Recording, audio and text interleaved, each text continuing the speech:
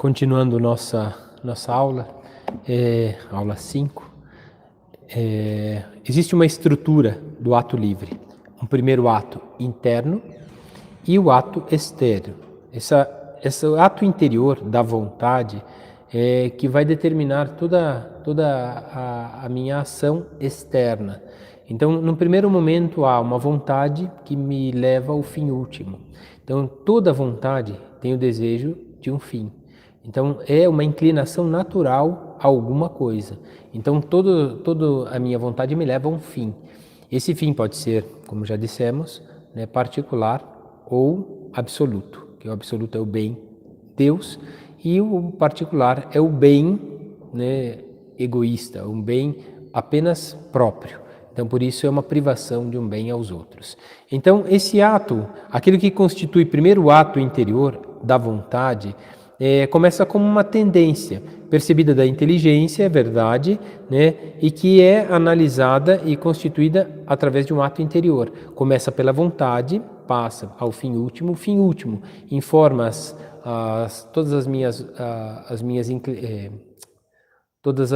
o fim último, né, vai formando, né, a minha capacidade de conhecer as coisas, e esse conhecimento é o princípio da inteligência, do ato racional de determinar a vontade. Então, quanto mais eu conheço, aqui muito é dado conhecer a verdade, o bem, os efeitos dos meus atos, aqui muito é dado, muito será cobrado em pôr em prática aquilo que conhece como um bem.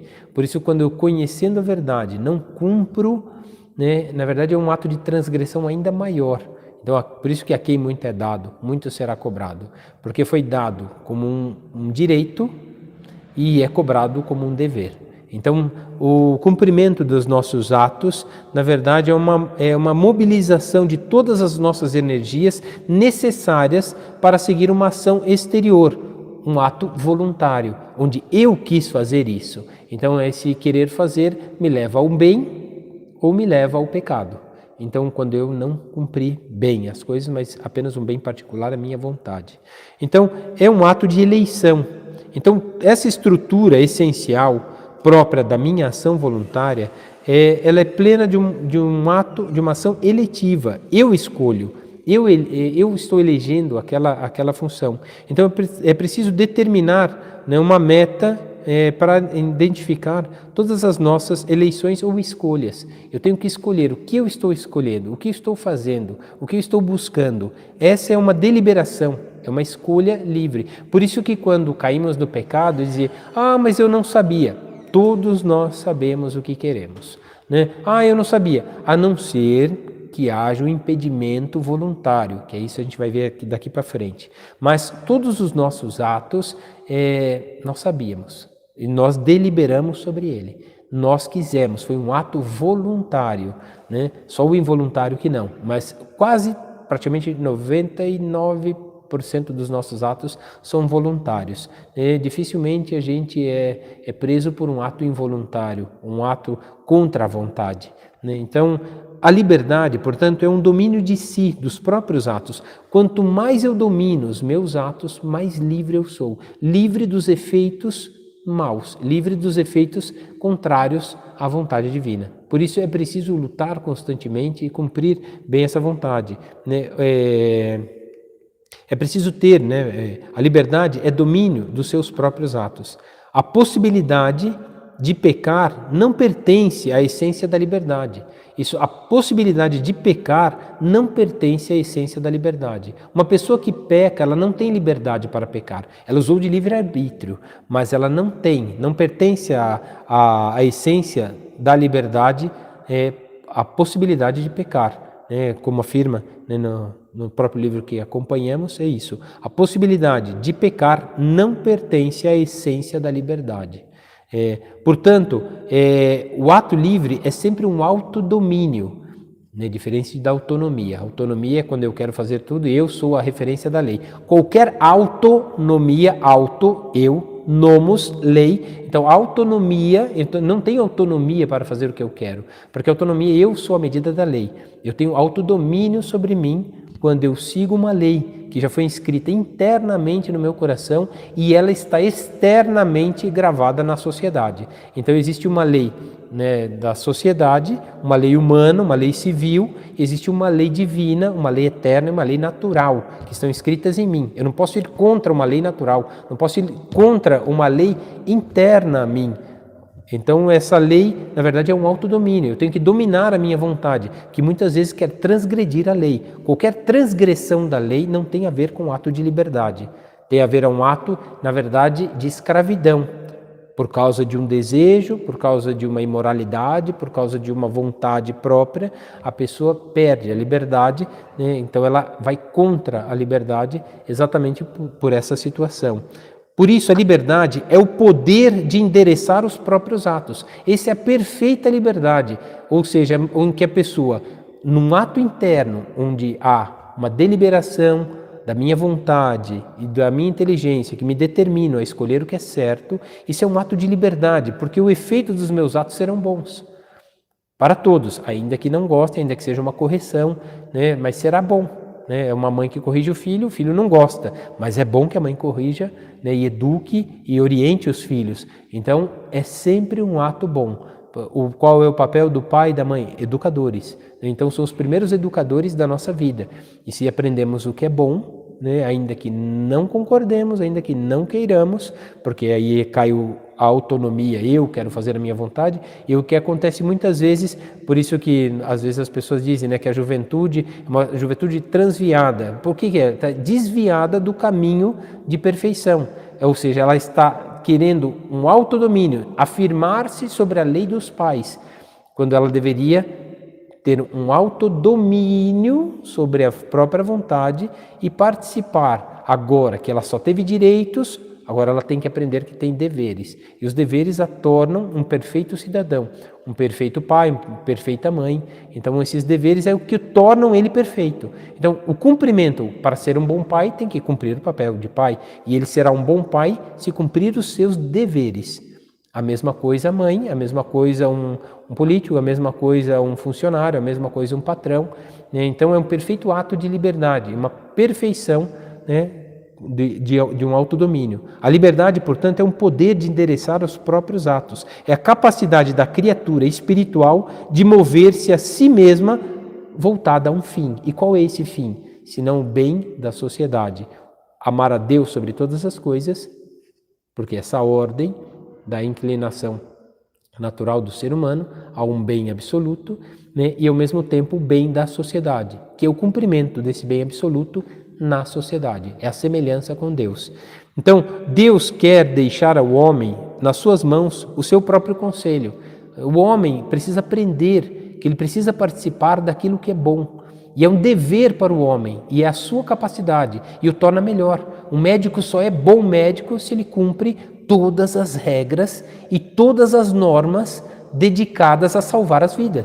A salvar as vidas. Assim, quando ele salva uma vida, ele obedeceu todas as regras. Ele pode até burlar uma regra, sabendo que não podendo cumprir aquilo, ele pula aquilo, mas sabendo que aquilo também é uma exceção da regra que pode tornar, né, perfeito a regra, porque toda regra tem uma exceção.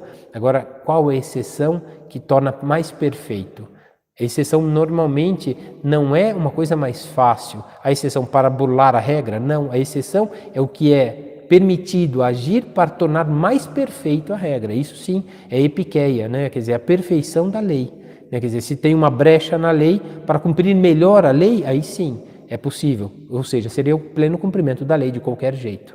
Mas então é uma ordem também. Então até isso se obedece, é um dever, né, que se tem para sanar todos os problemas. A única coisa que se contrapõe à liberdade é a necessidade de coação. Então, quando há contraposição à liberdade, quando há uma coação, apenas quando somos coagidos a cumprir uma coisa, né, ameaçados na nossa liberdade, aí sim não tem um ato de liberdade, é um contrário à liberdade. Mas quando há uma coação externa, normalmente, é preciso entender, portanto, que a liberdade, a essência ética, né, e isso ensina o próprio magistério da Igreja, a essência ética nos faz sentir, né, que experimentamos, nos faz sentir, né, a liberdade de um modo todo singular. É uma liberdade, de certa forma, quando a gente fala liberdade obrigada, fala, tudo que é obrigado não é liberdade. Não, é o contrário, né? Uma liberdade obrigada é aquela que, na verdade, experimentamos todos os dias. Somos livres para entrar num ônibus e não pagar a passagem? Não, é uma liberdade obrigada, porque se você não pagar, os funcionários, o motorista, o cobrador, né, e quem regere a prefeitura e as outras coisas não terão. Então é uma liberdade obrigada. Assim, toda liberdade é obrigada. Um pai tem que ser bom pai, ele é obrigado a cuidar dos filhos. Então isso é o perfeito ato de liberdade. A liberdade obrigada, né, na verdade, é a pleno cumprimento, né, e a experiência própria, não é uma coação, né, que constringe exteriormente a nossa vontade, mas é, como tal, é um dever de agir de modo tal que eu participe da sociedade. Essa misteriosa e admirável necessidade que existe dentro de nós é a liberdade, né, sem destruir a nossa figura, né? E isso se encontra exatamente na força própria de um valor moral. Então, todo ato livre, de certa forma, é uma obrigação, até porque o ato de livre-arbítrio também é uma obrigação. A pessoa se obrigou a fazer aquilo que queria. Então, tudo para nós, de certa forma, para Freud, Kant, para Marx, tudo é uma coisa que te obriga externamente. Então, as coisas externas te levam a fazer, então você faça. Mas isso aqui é um ato particular. Então, você erra porque você foi obrigado pelas coisas externas. Não, Freud diz que você não pode lutar contra o id, o ego e o superego. Então, você tem que deixar-se dominar por eles. Isso não é obrigação? Então, isso é uma obrigação. Assim como a lei civil é para tornar perfeita a sociedade. É uma liberdade de obrigação? Sim. A liberdade nada mais é que o cumprimento, a ordenação da nossa vontade ao que é mais perfeito e ao que é melhor. Por isso, quando se fala de liberdade obrigada, né, é porque, na verdade, nos obriga com um dever de tornar melhor a nossa vida e a vida das outras pessoas à nossa volta. Por isso precisamos lutar. A liberdade, portanto, é o domínio sobre os próprios atos, mediante o qual a pessoa age sempre que não for um obstáculo voluntário. Então, é preciso ter um autodomínio, compreender não só aquilo que eu elegi, eu escolhi, e por que eu escolhi, mas com uma intenção de fim. Então é preciso ter retidão de intenção. Eu escolhi porque eu sei que isso é melhor. Eu escolhi porque sei que isso é bom, apesar de ser árduo e difícil. Por isso as pessoas confundem que liberdade é, por ordem, escolher o que é melhor. Mas o que é melhor é árduo e difícil. Como uma mãe, o que é mais fácil, né? Cuidar do filho ou pôr numa creche? Sim, é mais fácil pôr numa creche, mas ela mesmo, colocando numa creche com todo o carinho do mundo, sempre sente aquela dor lá no íntimo do coração. Se pudesse cuidar do filho, é verdade que existe, toda regra tem exceção, tem as mães que preferem que os filhos fiquem lá para que sejam também educados, para se eximar da educação dos filhos. Não, talvez não seja isso, mas talvez seja isso. Qual é a intenção? De cuidar, de não cuidar, de fazer, de não fazer. Então é preciso ter a intenção, é preciso todos os nossos atos têm um ato de eleição. E essa eleição, essa escolha própria do homem é que faz com que nele encontremos a intenção, né, de fim último. Então é preciso entender que cada atividade que fazemos, né, por mais espontânea que seja, de satisfazer, né, as cotidianas necessidades, como alimentação, em todas essas tem escolha. Até numa mesa, quando sentamos, escolhemos o que queremos comer. Isso também tem uma intenção. Qual é a intenção? Às vezes escolhemos o que não gostamos, por causa de um regime, por causa de um tratamento médico, por causa de alguma coisa. Então, até nisso tem eleição. Até quando escolhemos as coisas que gostamos e não gostamos, por um dever, né? Então, não simplesmente por uma vontade própria. Então, é preciso ter um autodomínio sobre a mesa, sobre a hora de dormir, sobre a hora de acordar, sobre o que estudar, sobre o que fazer, sobre como agir, sobre como responder às pessoas. É preciso ter autodomínio sobre essas coisas e não fazer o que se passa num primeiro momento na nossa vontade. Disse o que pensou. Não, disse o que teve vontade. E não o que pensou. Pensando bem, se eu disser isso daqui, a pessoa vai ficar magoada, então é melhor não responder e ficar calado. Pronto. A determinou a própria vontade. Foi uma escolha própria, ainda que aos olhos dos outros foi omisso. Não.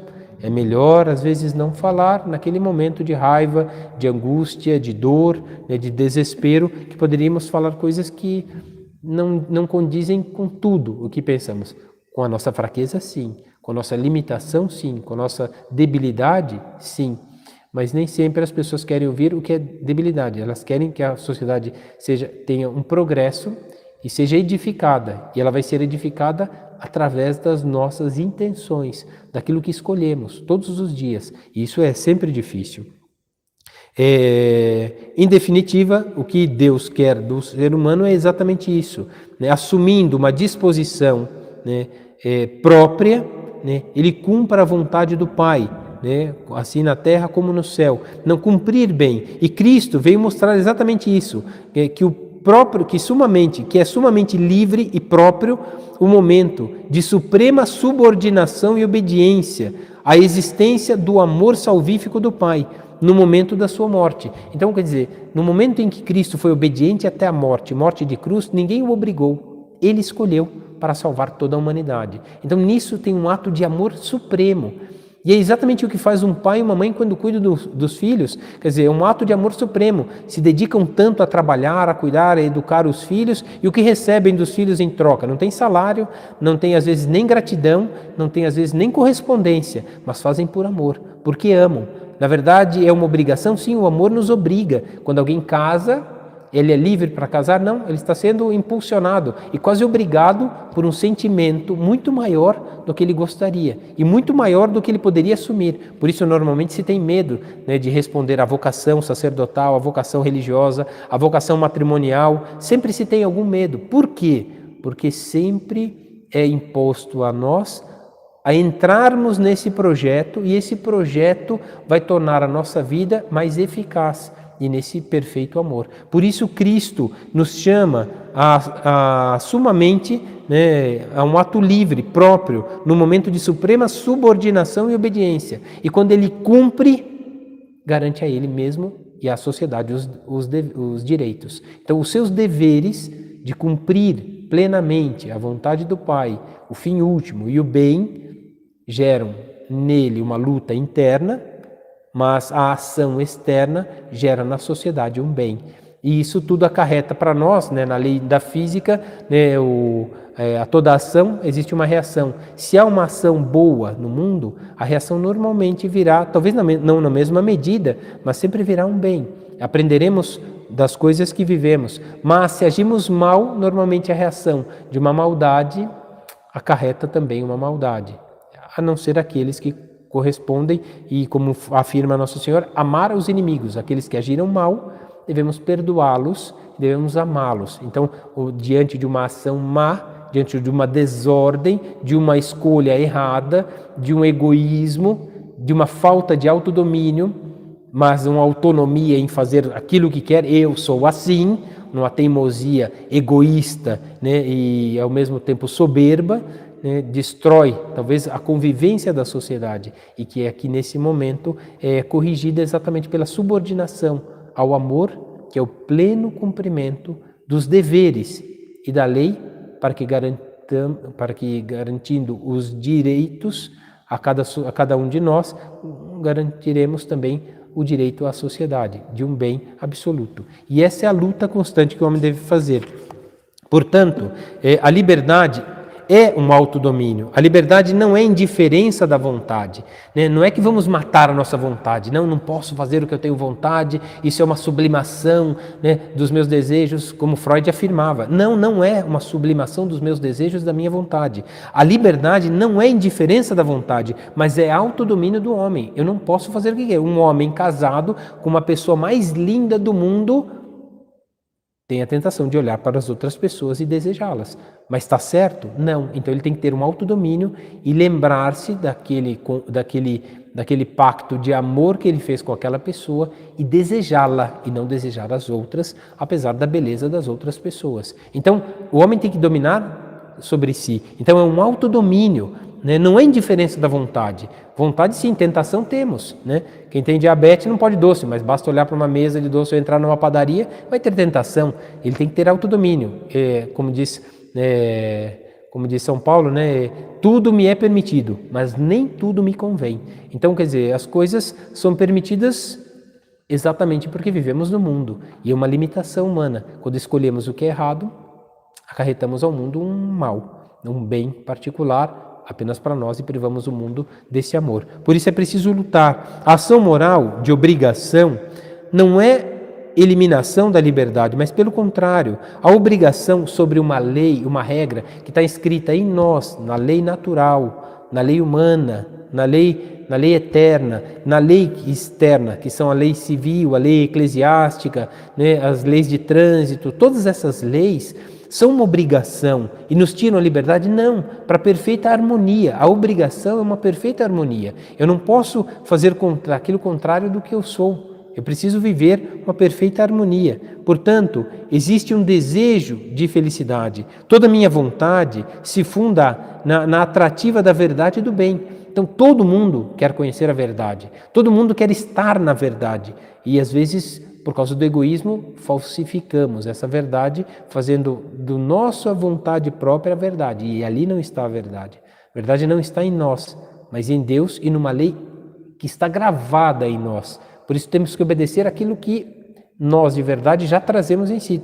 Somos, na verdade, portadores da verdade. Mas se cada um porta a sua verdade, vira uma tragédia. Então, existe uma verdade no coração de toda a humanidade, que isso se chama lei eterna, lei humana. Então, quando fazemos disso uma atrativa da verdade e do bem, ali encontramos o verdadeiro desejo de felicidade. A nossa felicidade está em cumprir bem, né, as coisas, como afirma Nosso Senhor. A nossa alegria, a nossa felicidade está no nome do Senhor, que fez o céu e a terra. Onde está a felicidade? Naquele que criou. Criou o mundo porque viu que era bom. Criou o mundo para o bem. Criou o mundo para a união plena nos céus, quer dizer, a humanidade, né? O mundo foi criado para que o homem compreendesse que esse caminho de cruz, de dificuldades, de autodomínio, né, levaria o homem à perfeição. Então essa é a luta do homem, né? Que o homem é edificado em torno às virtudes e se orienta voltado à qualidade e à perfeição da pessoa. Então o homem, na verdade, isso é exatamente um texto que nos é dado por São Tomás de Aquino, né? A liberdade é o poder de amar, não aquele de escolha, né? Não aquele de escolha, mas é um dever, né? Deve ter amor espiritual, né? E esse amor é o amor de liberdade. Então, esse amor pleno é a plena liberdade. A liberdade é o poder amar, é o poder desprender-se da própria vontade e ordenar a vontade ao que é bom para todos, o que nos une à glória dos céus e o que dá glória a Deus, cuidando da humanidade. Então, sendo bom cidadão, bom pai, boa mãe, bom profissional, retidão de intenção, pôr em ordem a nossa vida. A vontade humana pode, portanto, escolher livremente e retamente, né, relacionando-se com as coisas e as pessoas, né? E ela está inclinada à plenitude do bem. Então, a nossa natureza e a nossa vontade humana está voltada para isso, para o bem absoluto. Mas a falsificação e a limitação e a inclinação, muitas vezes, do homem, né, ao bem particular é que torna má a nossa vontade, é que diminui o nosso ato de liberdade. Conceber a liberdade como indiferença é um erro, né? Quer dizer, a liberdade não é indiferença das coisas, a liberdade é uma ordenação, a liberdade é uma obrigação de cumprir bem aquilo que a sociedade precisa. Por exemplo, um caçador pode caçar qualquer animal? Não, existe uma regra para que não haja extinção de alguns animais, existe uma obrigação. Então, quer dizer, a obrigação impede o homem? Sim, porque ele não tem liberdade de acabar com uma espécie.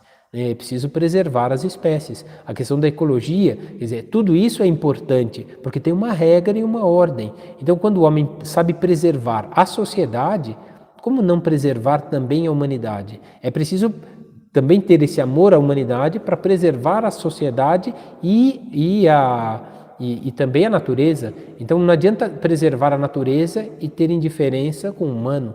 É preciso ter uma ordem na vida. Eu não posso ser só a favor da ecologia e contra o ser humano, ser só a favor do ser humano e contra a ecologia. Não, existe uma ordem. Então tudo isso é uma ordenação da nossa vontade, é uma obrigação. Conceber a liberdade como indiferença, ou seja, ter uma indiferença, é um erro de consenso esquecendo as condições da criatura, dessa nossa liberdade. Portanto, a nossa liberdade é também finita, né? Então, tem fim a nossa liberdade. Então, somos livres para fazer o que queremos? Não. Por exemplo, não somos livres agora para sairmos na rua, né? Por causa exatamente dessa epidemia, dessa pandemia, né? Então, não somos livres para sair na rua, mas essa obrigação é para a preservação da nossa natureza, da nossa vida. É preciso, então, entender isso, que uma lei não é restringir a tua liberdade, mas, pelo contrário, para te dar plena liberdade de continuar vivendo com os deveres para ter os devidos direitos. Então, na verdade, essa é a luta providencial que Deus coloca na nossa vida. Corresponder sempre, né, e de um modo específico a participar do Ser Supremo e da bondade divina que Deus nos coloca. Por isso o estudo da teologia moral é um estudo do comportamento do homem à luz da revelação da fé. O que Deus quer para o homem é uma lei, é uma regra, é uma ordem escrita no coração do homem, é a semente do verbo. Isso tudo faz com que o homem cresça no amor.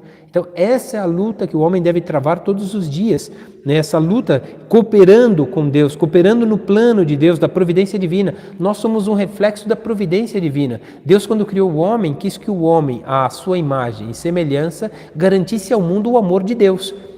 Quando não cumprimos alguma coisa por uma autonomia, privamos o mundo da imitação e da semelhança com Deus. E privamos o mundo exatamente da providência divina.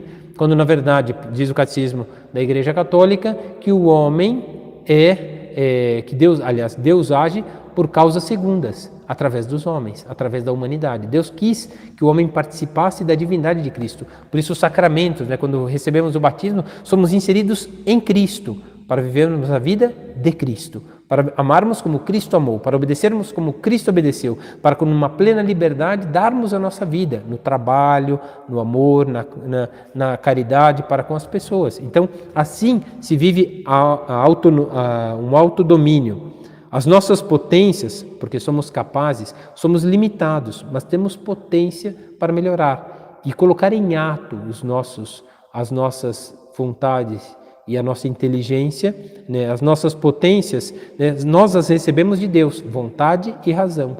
Recebemos de Deus, tanto um quanto o outro, né, e em nós esse dinamismo próprio para cooperar no plano da providência divina é que conduz o homem, né, à inteligência endereçada à vontade do bem. Então, é o que endereça o homem ao bem. Então, essa é a luta constante. Cooperar ao plano da providência é o que conduz todo o nosso fim, a inteligência que é endereçada à verdade, ao bem, né, como formação da nossa vontade. Então, vamos formando a nossa vontade, né, de um hábito, dos primeiros princípios de querer bem as coisas. E esse é o desejo de felicidade. Essa é uma inclinação natural do homem. Apesar de ser limitada toda a nossa natureza, mesmo a nossa inclinação e o desejo de felicidade também é limitado, mas vai crescendo à medida em que conhecemos a verdade e o bem. Quanto mais participamos do bem, nos alegra a continuar vivendo isso. E o desejo aumenta à medida em que agimos bem. E o desejo aumenta à medida em que também conhecemos a verdade. Quem não se inquieta em conhecer mais a verdade? Então, na verdade, quanto mais conhecemos, mais queremos conhecer. E isso tudo é próprio da inclinação do amor de felicidade. A nossa felicidade está em conhecer a verdade e o bem. Fomos criados para a verdade e o bem. E se tem uma coisa que ninguém pode negar, ninguém gosta de mentira, porque mentira é do diabo, né? Então, o diabo é o pai da mentira. Todos gostam de verdade. E por que mentem? Porque agiram mal.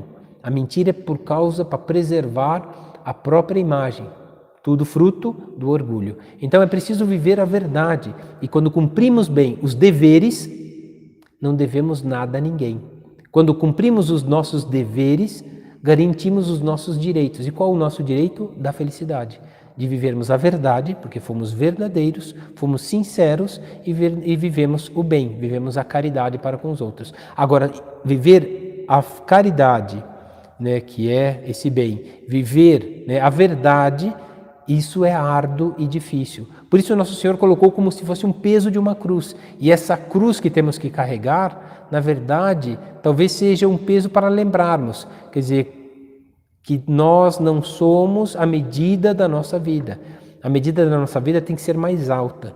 Né? Ninguém entra, né, para uma profissão pensando em fazer o mínimo. Queremos sempre ser os melhores. E essa perfeição de felicidade está na verdade e no bem. Então a perfeição, buscar a perfeição é buscar a semelhança com Deus. Buscar a perfeição é imitar o que é melhor e maior. Por isso o homem tem uma ordem, uma regra, uma lei que está acima. Então essa lei que nos eleva, que nos obriga, é o que nos impulsiona, é um autodomínio. Porque normalmente a nossa debilidade escolhemos o que é mais fácil, o que é mais cômodo, e isso vai nos rebaixando, vai privando o mundo do bem. Agora o que é árduo e difícil é o que torna o homem mais livre, porque torna o homem perfeito, e torna o homem melhor. Então essa é a luta constante. Existem, portanto, a concessão da liberdade como indiferença, né? Existem atos de ser com aquela da existência, né? Fazendo com que o homem de verdade não viva tão bem assim. Uma indiferença, né? É avulsa das inclinações interiores.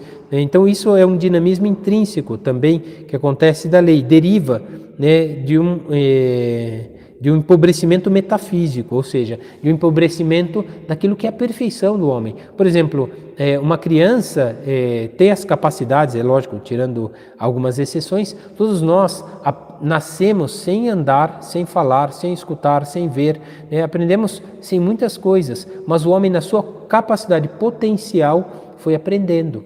E ele foi aperfeiçoando a forma de falar, a forma de ver as coisas, a forma de caminhar, de cumprir bem o seu papel na sociedade. Então a perfeição, na verdade, foi sendo adquirida à medida dos seus atos, né? Agora, uma indiferença com relação ao que é o mais perfeito priva o mundo de um bem. E é exatamente as nossas ações terminam, né, não por ser inteligíveis, mas ser apenas voluntárias, né, volitivas. Então, quando o homem não busca a razão e retidão de intenção nas coisas que faz, então, no fundo, o que ele acaba fazendo é falsificando, né, falsificando as próprias ações, né, inteligível, vai falsificando a inteligência, vai buscando o mínimo, né, vai sendo um bem minimalista, né, busca apenas aquilo que exige menos, e o que exige menos é o bem particular.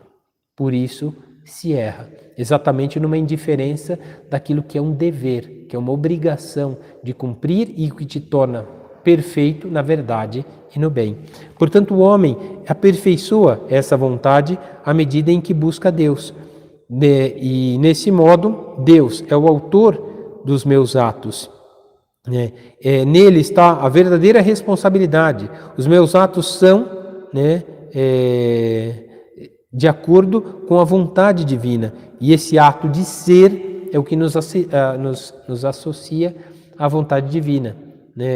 Somos criados com uma ordem do fim. Nós somos criados, por Deus, dentro de uma família, nascemos numa sociedade, fomos educados, mas tudo com uma ordem ao fim. Porque tudo tem um fim na nossa vida. Tem o fim da escola, o fim da nossa juventude, o fim da nossa ancianidade, o fim de todas as coisas. Então, o fim do curso da faculdade, o fim de todas as coisas, tudo foi criado para um fim. Então, tem um caminho que me leva a esse fim. Então, tudo foi criado para a ordem do fim. Então, todas as coisas foram criadas para o seu devido fim. E o homem é a imagem de Deus. Portanto, é uma criatura inteligível, dotada de livre-arbítrio e de autodomínio. Então, o livre-arbítrio é escolher todas as coisas, mas o autodomínio é por ordem, né, e de verdade, guiar-se pela vontade divina, que é maior e melhor do que a nossa. Por isso, a vontade divina, que é a verdade e o bem, é maior do que a nossa verdade e o nosso bem. O nosso bem é o bem particular. Então, por isso, temos que viver essa imagem de Deus consistente na racionalidade e na liberdade, diz a grandeza e a dignidade do sujeito humano, né, que é a pessoa.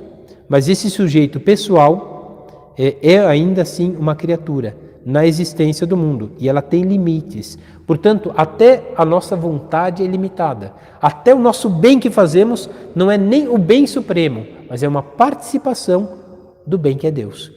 Então, quanto mais Deus está sob o nosso olhar, sob a nossa intenção, tanto mais participamos da bondade divina. Agora, se não é assim, né, fugimos. É próprio do autodomínio não excluir, né, as inclinações naturais. Então é preciso entender que temos limitações, temos tentações múltiplas, né, e somos tentados constantemente pelo diabo. Por isso, orai e vigiai para não cair em tentação, porque essa é uma inclinação. E o autodomínio é conhecer-se a si próprio. Foi isso que fizeram os santos. O que era o autodomínio dos santos? Era, na verdade, conhecer a própria miséria e a grandeza de Deus. Não se apoiar nunca na própria vontade e determinar-se pela vontade divina, que era a verdade e o bem. Então isso foi fazendo com que os santos não se acomodassem.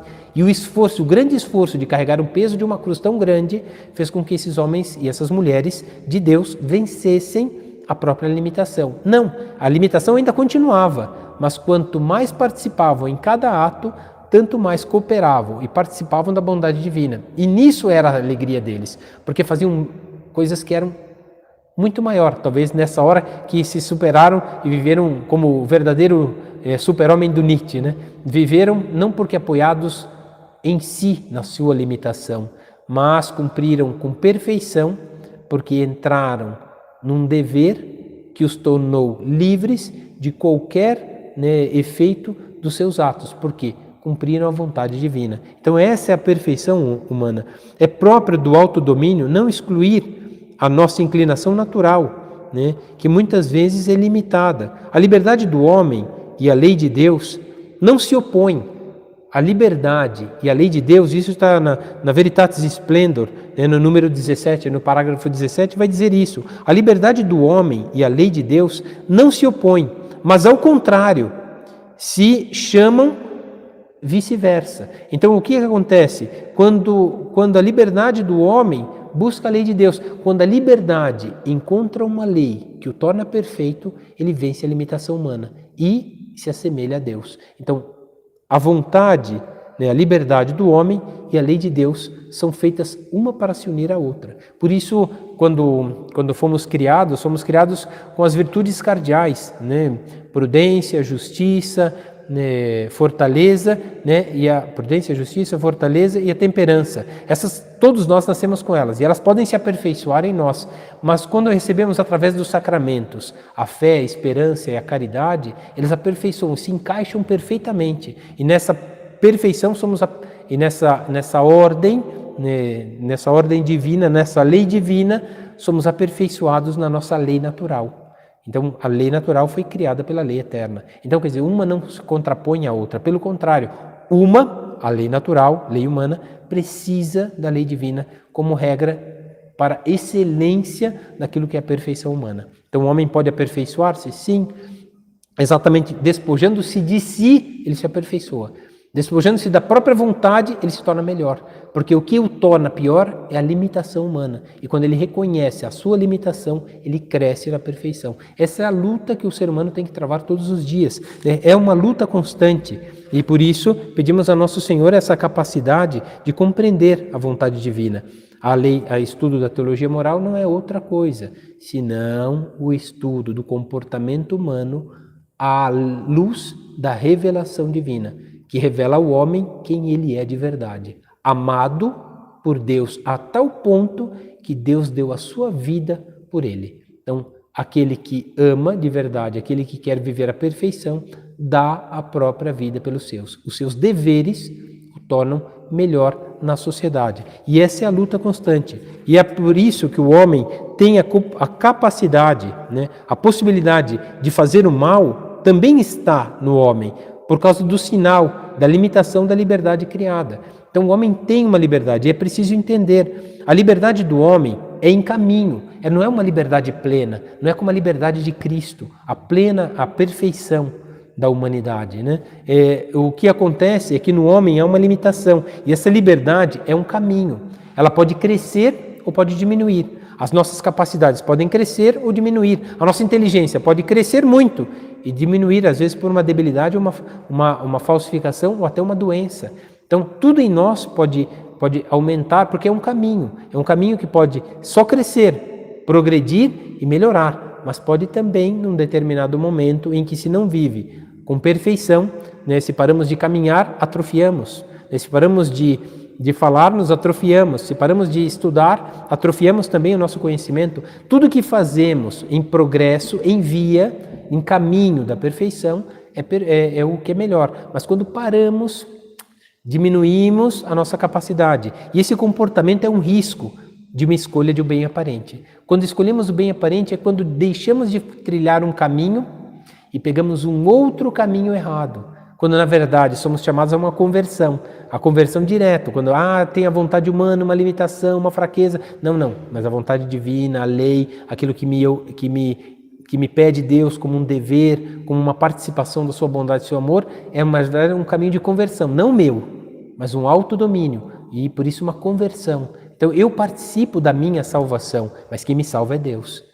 Através da minha participação, do meu cumprimento dos deveres, Deus me associa à sua bondade divina. Aquele bem temporal tem um valor eterno. Então essa é a luta que o ser humano tem que travar, né? Fazer o mal significa deixar-se seduzir pelo bem aparente.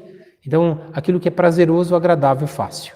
Então é isso que é o mal. O mal, na verdade, é um bem aparente, né? Querer, né, apegar-se ao desejo de felicidade com uma busca desordenada de prazer, com uma busca desordenada da honra, da própria vaidade, do próprio orgulho. Então, por isso, podemos fazer o mal, né, deixando-nos seduzir pelo bem aparente. Então, privamos o mundo de um bem, né, quando nos deixamos levar. E com Deus, né, vivemos a ordem do verdadeiro amor. O homem age, opera, cumpre, sempre sob o impulso de uma íntima necessidade, de um bem sem limites. O ser humano quer a perfeição. O ser humano foi criado com limites para andar, falar, limites para tudo. Mas superamos os limites exatamente quando cumprimos a vontade divina. E é uma necessidade, uma íntima necessidade de bem sem limites. E quando isso se dá? Quando, na verdade, o bem absoluto é apresentado a nós. Reconhecendo esse bem absoluto, que é a vontade divina, né, através de um dever, o homem põe em ordem os bens criados, né? E por isso ele ajuda, com a ajuda da graça, né, e com a educação à liberdade, o homem chega à experiência da verdadeira liberdade e do verdadeiro bem. O homem precisa conhecer a verdade, né? Porque a verdade vos libertará. A verdade liberta. Então, a verdade, que é a lei eterna, torna o homem livre. A liberdade a verdade vos libertará. Então a verdade revelada liberta o homem, porque numa obediência à lei e à regra, o homem, na verdade, cumpre aquilo que era uma limitação humana. O homem se associa, se assemelha, né, na íntima comunhão com a vontade divina. Então o homem vai crescendo, vai subindo à vontade divina e vai aperfeiçoando. Podemos escolher o mal, né? Aliás, o poder escolher o mal não pertence à essência da liberdade. Então, quando o homem escolhe o mal, não pertence isso à essência da liberdade. Então, o homem burla a verdadeira liberdade, porque isso é uma manifestação, um sinal que a liberdade existe, mas a liberdade agora está imperfeita. Então existe uma liberdade também que progride. Uma progressão na liberdade é uma perfeição nos deveres. E a perfeição nos deveres é o pleno cumprimento de uma lei, de uma regra que está escrita interna em nós. Então a liberdade cresce, como crescem as nossas capacidades. Tudo em nós é limitado. O nosso conhecimento é limitado, a nossa liberdade é limitada, o nosso agir é limitado, tudo em nós é limitação. Então a progressão, o progresso, né, da nossa vida está no cumprimento dos deveres. Né? Então, na nossa bandeira está até ordem e progresso. Né? A ordenação das coisas é o perfeito princípio do progresso.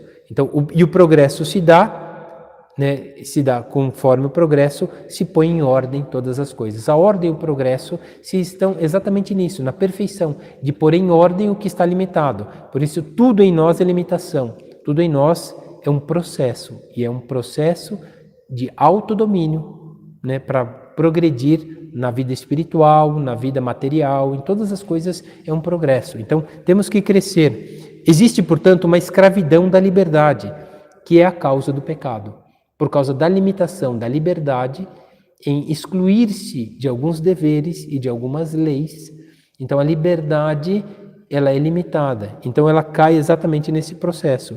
É uma alienação, né? É a alienação do homem. O homem fica alienado quando de verdade não cumpre o que ele é. Não cumpre aquilo que é a perfeição. A alienação do homem, a indiferença com uma lei que está inscrita no seu coração, numa lei natural, é uma indiferença. As pessoas que se dizem livres, normalmente na nossa sociedade hoje em dia, são as mais indiferentes com a necessidade dos outros. São as que buscam simplesmente os seus direitos, nunca os dos outros. Então, buscando de verdade a sua própria vontade. É uma alienação, né? E isso consiste na ação moralmente má, né? Essa pessoa não perde o que ela tem, mas ela perde aquilo que ela é. Ela não perde o que ela tem com a alienação, né, e com a falsa liberdade. Ela não perde o que ela tem, ela perde o que ela é. Ela deixa de ser o que ela é. Isso é, a si mesma. Então, normalmente, as mudanças da própria vontade, né, aliena-se não do que ela tem direitos, mas do que ela é de verdade. Então ela diminui a sua capacidade. Não é mais nem a imagem de Deus, não, ela continua sendo imagem de Deus, porque todos somos filhos de Deus, todos.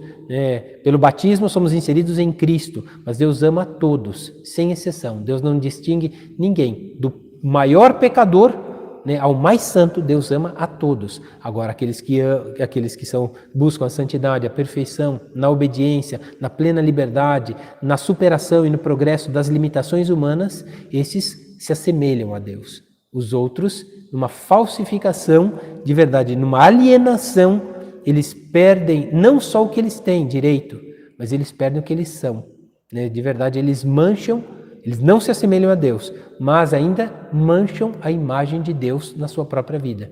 Por isso, na verdade, é uma escravidão, é a escravidão do pecado. É aquele que comete o pecado é escravo do pecado. Né? Diz exatamente São João, no capítulo 8, 34. Né? Então vai dizer exatamente isso. Aquele que comete o pecado é escravo do pecado.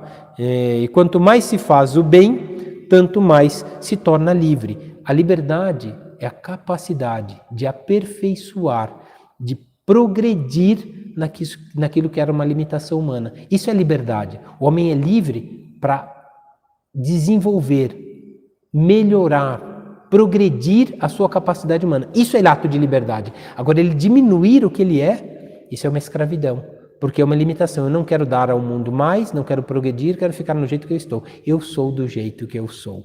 Então, quando a pessoa diz isso, na verdade, ela não quer viver um progresso. Com uma falsa ou uma limitada liberdade, ela é escravo da própria vontade, do próprio prazer. Ela não se ordena à progressão, ela não se ordena a aperfeiçoamento, ela não se ordena ao bem. Então, ela priva os homens de um bem. A liberdade pode crescer ou pode diminuir. Então eu posso ser uma pessoa muito livre, como houveram na sociedade, pessoas que buscaram muito a Deus e num determinado momento, por causa do egoísmo, da escravidão, da própria vontade, ficaram limitados. Então limitaram a liberdade. Ela pode diminuir a liberdade, como ela pode aumentar a liberdade. A liberdade em cumprir bem as coisas e a liberdade em não cumprir bem as coisas. É o caso de muitas pessoas que começam bem, né, com um desejo ardente na juventude de ser bons profissionais. Depois, no fim da vida, por causa da ganância do dinheiro, diminuíram a sua capacidade de progredir. E por causa da limitação de um bem particular, privaram os outros de um bem, daquilo que era o auge do seu desejo. Então, na verdade, a liberdade pode crescer ou diminuir. Na juventude, normalmente cresce, porque parece, a juventude tem grandes sonhos. E depois vem que a sociedade é limitada. Mas quando ela não perde esse sonho, mas continua lutando por ele, ela continua progredindo. Quando, na verdade, ela fica desiludida com o mundo e já não acredita em mais nada, não acredita nem na palavra de Deus, não acredita nem nas leis, nem nas regras, nem na ordem, então ela se deixa conduzir. De certa forma, ela, com uma alienação do desejo particular, ela não perde o que ela tem, mas ela perde o que ela é.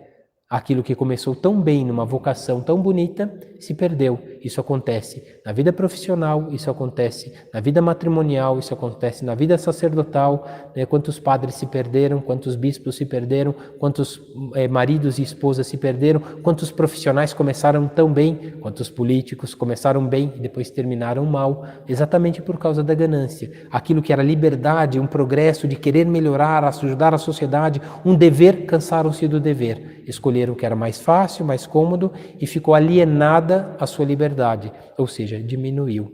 Então, é nisso que se dá o pecado, na alienação da liberdade, onde não cumpre aquilo que é, mas, de verdade, deixa de viver. Portanto, aqui para terminar essa primeira parte do tema da liberdade, a liberdade pode crescer ou diminuir. A vontade, normalmente, ela nos endereça ao fim último, mas é verdade que o desorientamento, né, do nosso conhecimento e da nossa vontade, quando não progredimos no conhecimento e na vontade, a inteligência torna-se confusa e por isso enfraquece a nossa inclinação da vontade ao bem, e o homem corre o risco de fazer-se escorregar e deixar-se dominar pelas paixões desordenadas, né? Ele não perde o certo domínio dos seus próprios atos, porque a lei continua escrita no seu coração, mas por uma deficiência, né, ele escolhe aquilo que verdadeiramente o conduz ao fim, né? Não ao fim da perfeição, mas a uma capacidade de buscar o mal, quando na verdade a liberdade é capacidade de decidir-se pelo bem absoluto e permanecer, né, num autodomínio, né, para não ser escravo das tendências desordenadas dos bens finitos, que muitas vezes acontecem pelo apego aos bens materiais, ao bem do mundo. Quando o homem vive nesse mundo, esquecendo que tem fim, que tem limites também na nossa capacidade desse mundo. Quando ele conhece a sua limitação, ele se apoia em Deus e por isso progride constantemente no bem. Pedimos então a Deus que nos ajude. Na próxima aula começamos com a liberdade e a responsabilidade pessoal. Louvado seja nosso Senhor Jesus Cristo. Para sempre seja louvado.